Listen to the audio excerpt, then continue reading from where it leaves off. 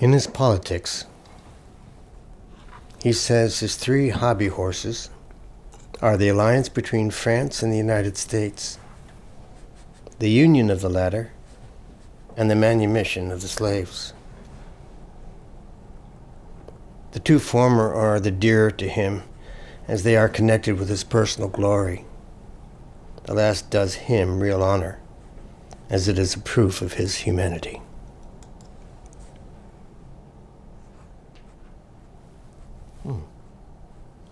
Mrs. Madison, we have a visitor. You must attend. Hey everyone, it's Julian of the Lafayette Trail. I hope you're doing well. Today I am at Montpelier, the personal home of James Madison, 4th US President and father of the Constitution. Lafayette came to visit the Madison's twice during his grand tour of the country in 1824 and 1825. He came here the first time on November the 15th, 1824. He spent 4 days, and he returned on August the 21st, 1825 for a one-day trip right before going back to France. Lafayette and Madison discussed religious liberty and the abolition of slavery. Two subjects combined on our new Lafayette Trail marker here at Montpelier. Both Madison and Lafayette were champions of religious rights, but only Lafayette was an outspoken abolitionist. His moral considerations gained him the respect of the founding fathers. Yet, many like James Madison were not ready to follow him on the subject of abolition.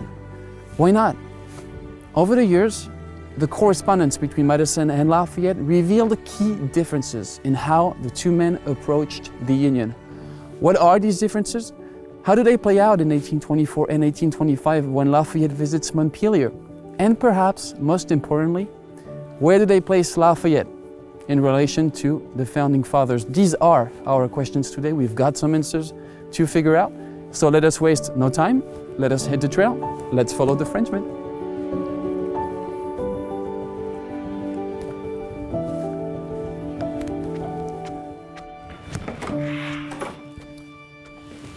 Good morning. Mr. Young. How are you? I'm doing well. How are you? I'm good. Nice to see you. Thank you.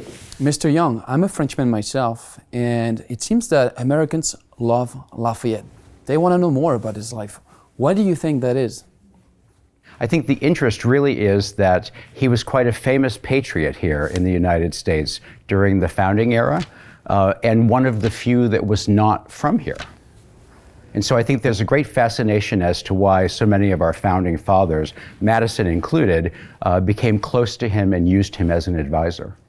The Montpelier Foundation advertises Montpelier as a memorial to James Madison and to the enslaved community, a museum of American history, and a center for constitutional education. What is it in Madison's life that puts him at the crossroads between these subjects? Well, I think there's subjects that he wrote a considerable amount about. So he's the father of the Constitution, the architect of the Bill of Rights, yet he had over 300 slaves at any given time here on the estate, on the plantation. And so when you think about our modern day Constitution and you think about the Constitution that was written by Madison, there are many points that really sit perpendicular to each other. And so I think that there are subjects that were important to him. They were subjects that he couldn't necessarily reconcile fully. But Madison's very thoughtful, and he wants the United States to be strong. And I think, again, that's why he's good friends with Lafayette and uses him as an advisor. How does Lafayette's abolitionist background help you to tell that story to the public here and take that conversation to a new level? I mean, I know it's a little bit of a complicated story. I mean, I wish I could talk to James Madison himself, but what do you think?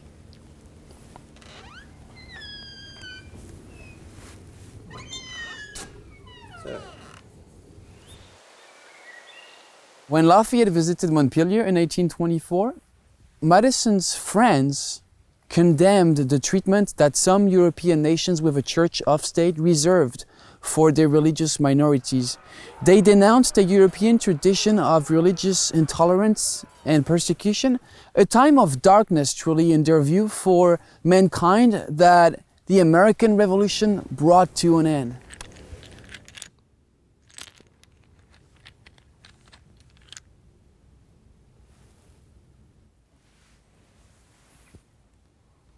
The left one, please. Merci. Shall we, Mr. Madison? Please, begin.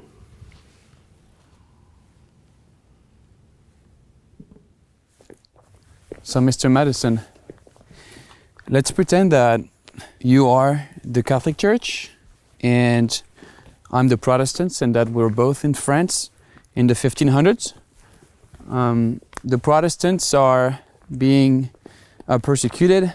At some point, there's going to be a law to protect their faith, and that law will only last a century and will be revoked later on. So, why should you be the one tolerating me? Why could I not be the one tolerating your faith? The question initiates the whole question of religious freedom. And in that regard, every man has a duty to the Creator, which his own conscience determines what that duty is and what he can expect from the Creator. The establishment of that relationship between man and the universal Creator is fundamental. What has been the problem for so many years in Europe is the establishment of a church, either in Europe or in England. All of them have established churches which either tolerate or are prejudiced against all other faiths. The toleration is highly symbolic of one religion predominating over others, when in fact the question is freedom of religion to begin with. A freedom to practice one's religion, free from the constraints of any civil authority. Religions, if left to themselves, will provide more religious freedom to each of the religions than it could be if one religion is established and merely tolerates the existence of the others.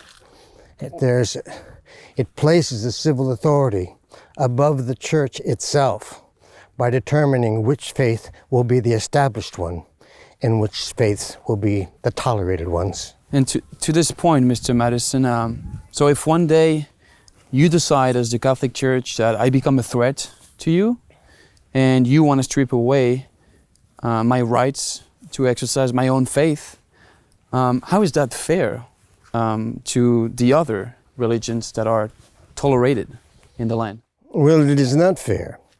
And the idea of natural rights being born to men prior to the establishment of any civil authority, these rights are fundamental. They are given by God to us and not granted by any civil authority. And so it supersedes, of course, the problem of granting or not granting certain rights to other individuals. I cannot give you a right, I cannot take a right away from you, because the right you are declaring, particularly the right of religion, freedom of religion, is a right that is granted by God.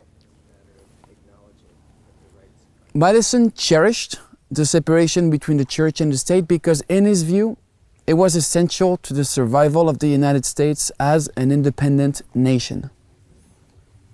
Lafayette wanted to use the United States as a political model for Europe, and certainly the American achievement on religious freedom helped him to do that. But he always thought that the case that he was trying to make for the United States was weakened by the fact that the US allowed slavery.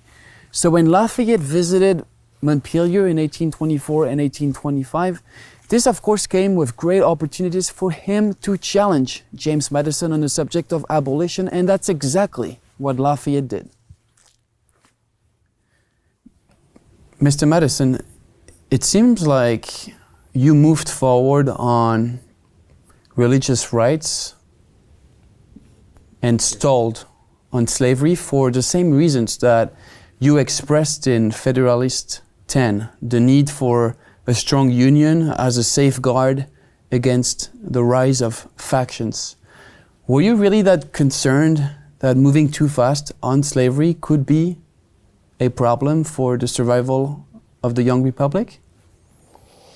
Well, I think there is considerable evidence that in establishing the Constitution, a more appropriate government for all of the 13 states, that it was necessary to cherish and preserve the union of the states for the survival of each of the states. And one of the main issues that were there in the southern states was that any reference made by the new national government to prohibition or regulation of slavery in any way would have them refuse to join that kind of constitution. And so in order to preserve the Constitution, provide the functions of government, to make the prospects of the abolition of slavery perhaps in the future, sometime in the future, we had to create the structure of government that would allow that. And to create that structure of government, we had to set aside issues such as slavery, and we decided outwardly to do that, not to touch the issue for 20 years. In 1820, the territory of Missouri applied for statehood. The debates were very heated, especially the question of the legality of slavery in the future state of Missouri. Madison shared privately with Lafayette the legal challenges that were posed by the admission of Missouri, while also sharing with Lafayette what Madison thought was the best way to pursue abolition in the United States. The Missouri Compromise was one issue that arose that brings to the fore the issue of abolition, particularly abolition in the new territories of the new states. My concern with the Missouri Compromise and the Missouri introduction of Missouri as a state under the conditions it was admitted was fundamentally flawed from the right of the Congress to impose on the state of Missouri the conditions of its entry in the state. And secondly, it defers the question until much later. So when you say, what does it accomplish? It accomplishes the immediate goal of Missouri admitted as a state and allows the admission of Maine as a state. So it just defers the question. Mr. Madison, do you remember when Francis Wright sent you this proposal for the gradual abolition of slavery in 1825? Yes, I remember she wrote to my wife professing that she would include with that a plan for the gradual abolition of slavery. It was an interesting plan. Why did you think her plan wouldn't work? The great difficulty lies in the two races living in concert with one another. It seems almost impossible, if not impracticable. And it remains a question that we shall have to labor with for some time of how to seek emancipation and manumission without the great losses that would be attendant to it. If I were to tell you that James Madison prioritized the survival of the American experiment at the expense of making substantial progress on slavery, would you agree? I agree with that 100%. Madison died on the hill of protecting the Union over all else. He compromised on slavery at the Constitutional Convention to keep the Union, and at his death, he did the same thing. The most important thing to him always was to protect the Union. And I think he could have done both. I think he could have protected the Union and abolished slavery. Well, I think it's interesting that we present ourselves as a presidential home, a site of former enslavement, and the birthplace of the Constitution. But we engage the public to be able to talk about whole truth history in a way that's honest, in a way that doesn't paint Madison as a superhero in his time, but really paints him as a person.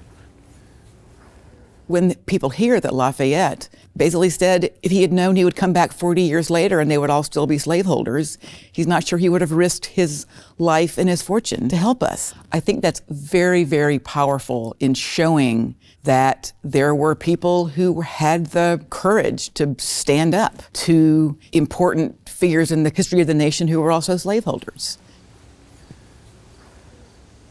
And what I would say is that we're not taking anything away from James Madison. We talk every day about James Madison's critical contributions to the nation.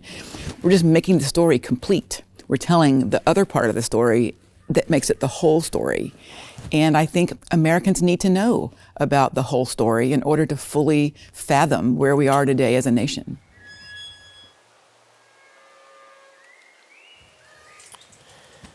Well, if I can reflect with complete honesty, the nature of settling issues in North America, issues that are ingrained almost in our society, that have roots that go deep for one side or the other.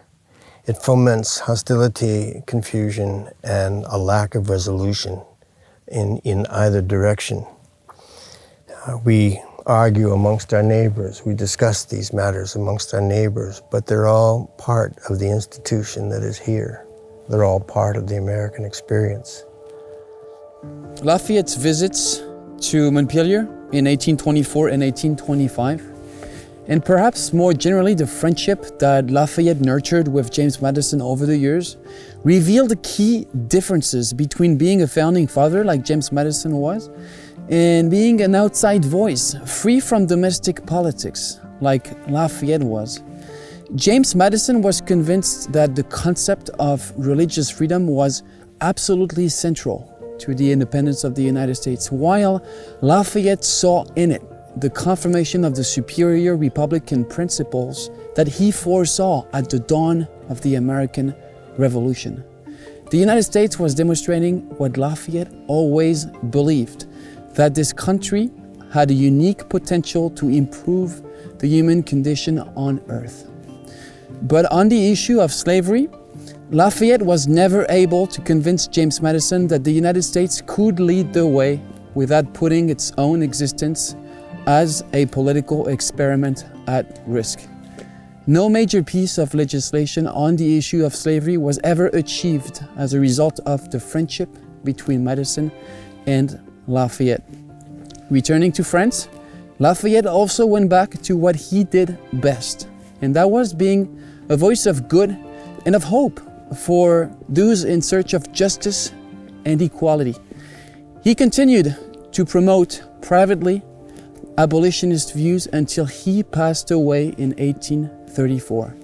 Here at Montpelier, the Americans held in a condition of bondage were never given their freedom by the Madisons. So on the issue of slavery in early American history, Lafayette really is a source of inspiration for the United States. At a time when the founding generation's approach to slavery is under scrutiny, Lafayette and his legacy provide a unique opportunity to reconcile Americans with the earliest time of their nation. That's it for us today at Montpelier. I want to thank you for following the Frenchmen to the home of James and Dolly Madison. I will see you on the trail very soon. Thank you for watching. À bientôt.